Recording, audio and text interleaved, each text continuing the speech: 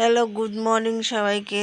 তো আবার সকালে রান্না লই আয়া পড়লাম। তো ওখানে রান্না করতেছি, তোমার মাছের মাথা ভাজতেছি। মাছের মাথা দিয়ে রান্না করুম। আর এখান থেকে দেখো সকালে একবার বৃষ্টি হয়েছে অনেক দিন পরে।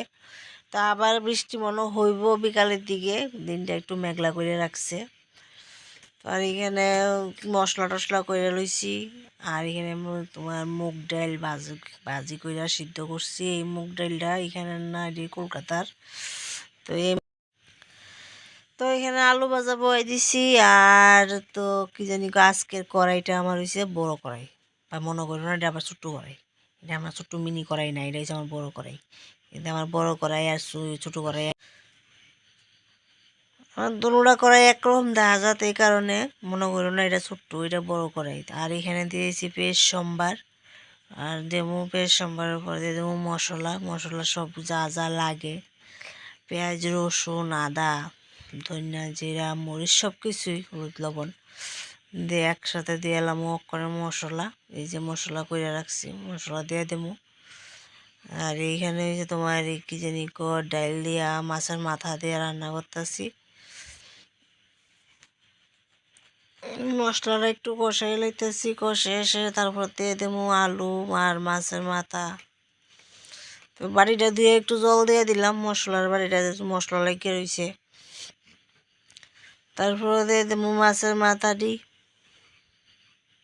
দিয়ে, তো বাইঙ্গা টেঙ্গা ঠিকঠাক করুন লাগবো। তো দিয়ে লাইলাম মাছের মাথা। আর মাছের মাথার ভিতরে বাইরে বাইরে করে সেটা এটির আবার গুঁড়া গুঁড়া করুন লাগবো।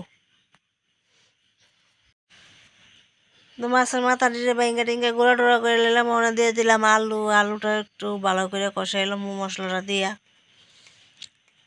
আর দেয়া আজকাল রৌদ্র রৌদ্র নাই, একটু ঠান্ডা ঠান্ডা ভাব, রানতে ভালোই লাগতেছে। অন্য সময়টা গরম, তো আজকে একটু ঠান্ডা ঠান্ডা ভাব আছে। তো এখানে দিয়ে দিলাম ডাল, মুগ ডালটা সিদ্ধ করে রাখছিলাম, যে মুগ ডালটা একটু সামান্য কষাইয়া তারপর দিয়ে দেবো। তো এমন মুগ ডাল মাছের মাথা দিয়ে খাইতে কার কার ভালো লাগে কমেন্টের মাধ্যমে জানাইও। আর যারা যারা খাওয়ার ইচ্ছা আছে আমার বাড়িতে খাই দিতে পারো, বড় কড়াই দিয়ে 1 কড়াই রান্না করছি। তা তোমরা তো আবার জিজ্ঞেস করতে পারো আমরা 2 জন, এত তাতে কী করবো, সবটা আমরা খাইতাম না। তো দিয়ে দিলাম জলক্ষণ অনেক, কারণ এই ডাইলটা অর্ধেকটা যাবো দিদির ভাই, তাই দেখো ধনিয়া পাতা দিয়ে দিচ্ছি।